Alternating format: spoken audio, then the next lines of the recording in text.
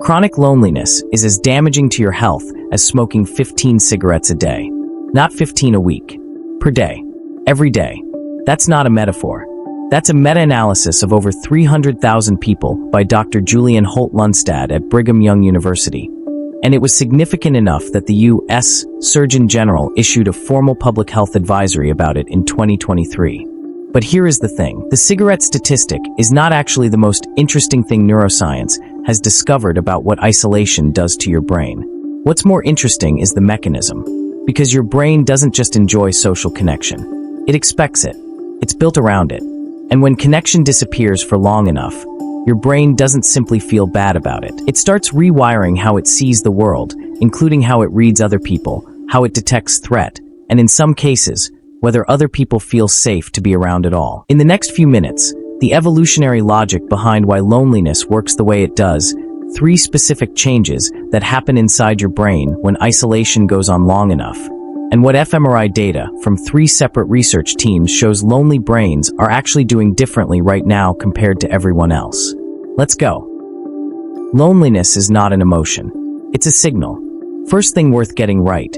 Loneliness is not an emotion the way sadness or happiness are emotions. It is a signal, closer in function to hunger or thirst than to a feeling.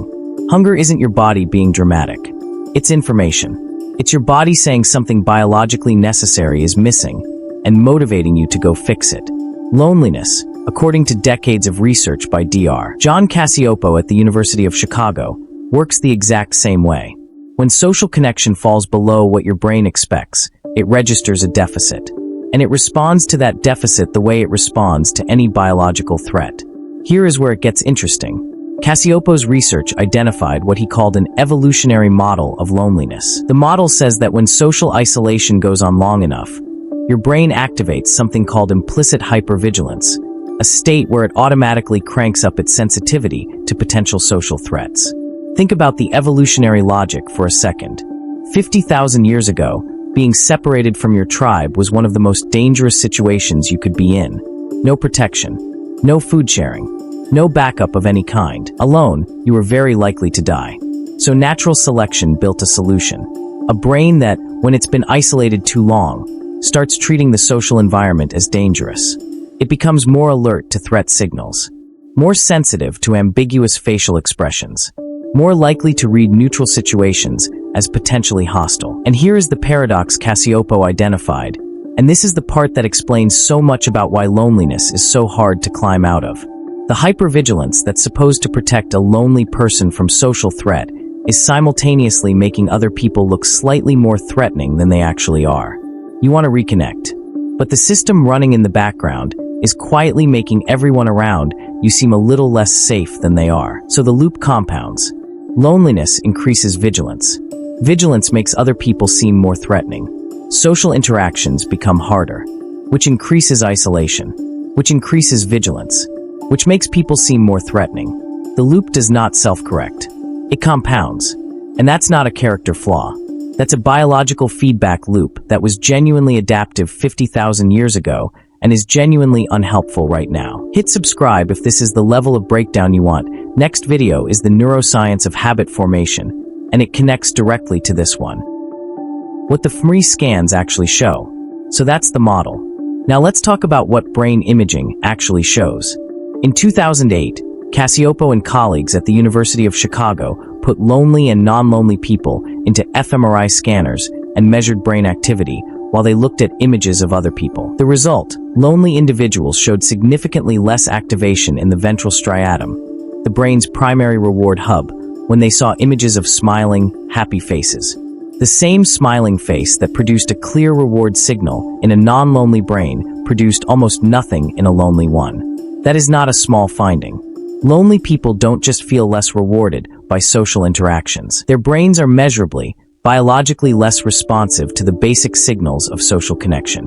The reward circuit that's supposed to make other people feel good to be around has been turned way down. But the most striking fMRI research came in 2023.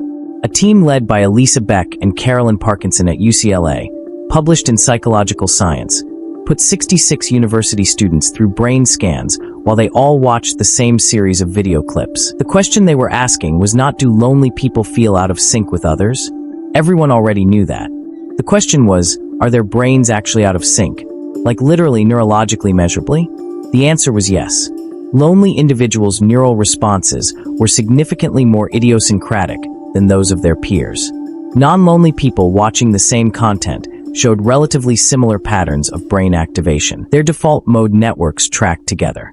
Lonely individuals' neural responses were distinctly different from everyone else in the room. Now here is the part that most people miss when they hear this finding. This neural divergence held even when the researchers controlled for how many friends participants had. Even when they controlled for how much social contact participants were actually getting. It wasn't about how many people they were spending time with. It was about something happening at the level of how their brains were processing experience itself.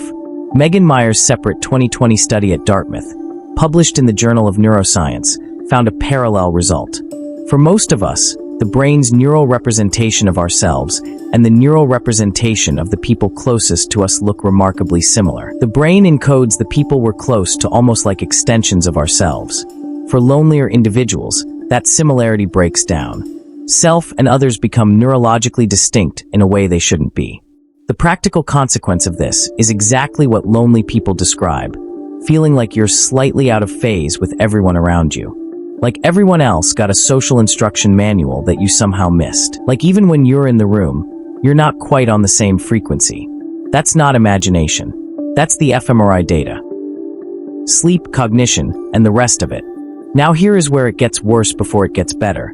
But stick with me, because the recovery section is genuinely good news.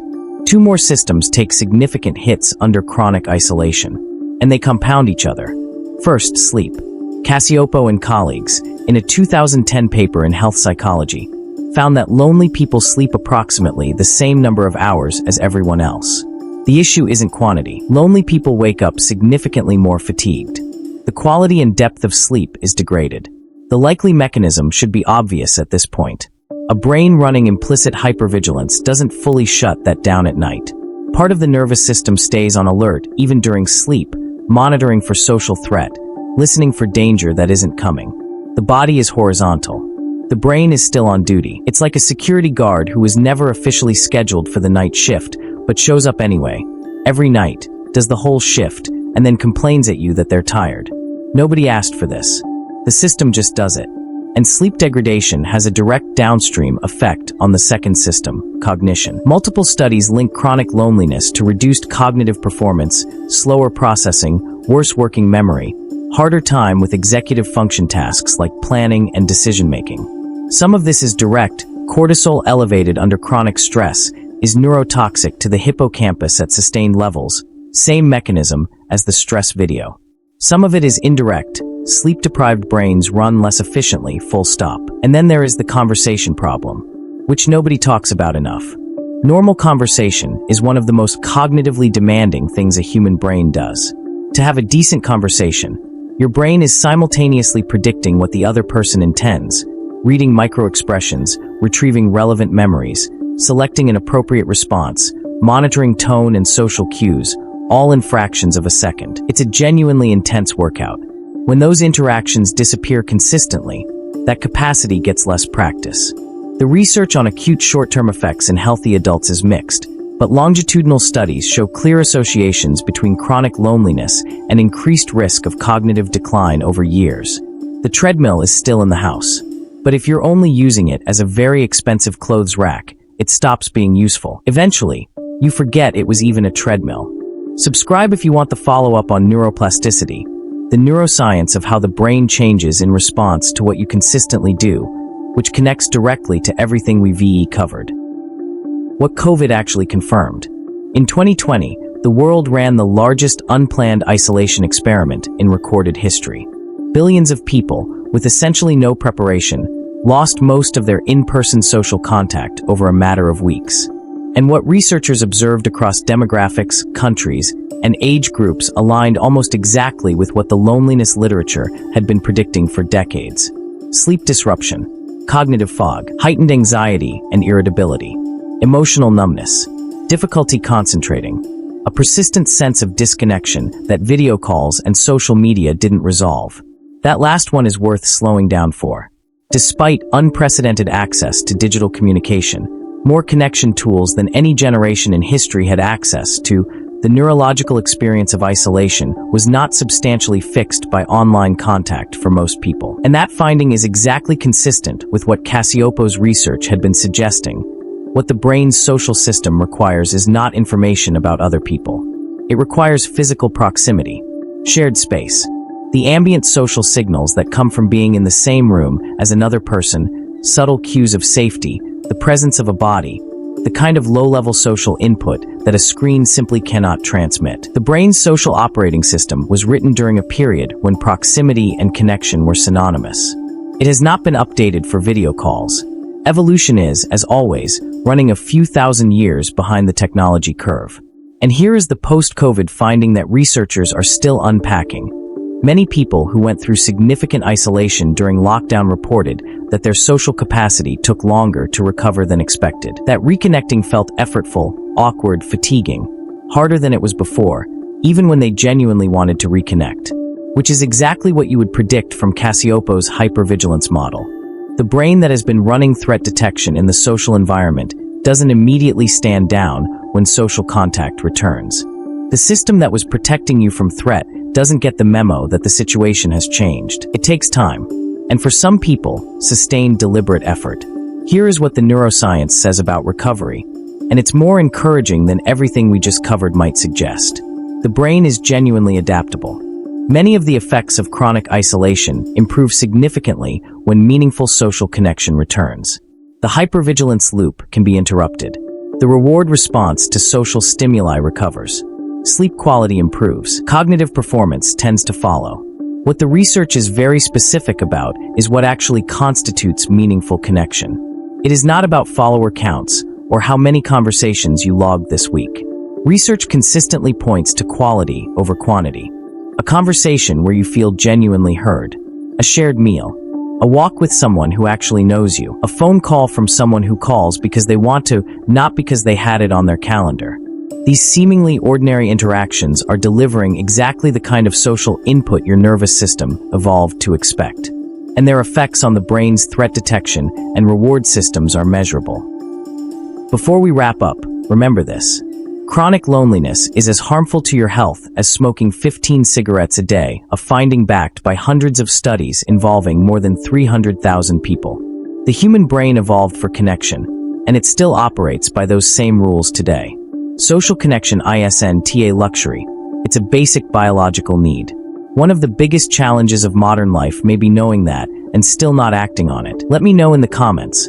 What was harder during COVID, the physical isolation itself, or feeling completely alone despite being constantly connected online? Follow for more neuroscience insights.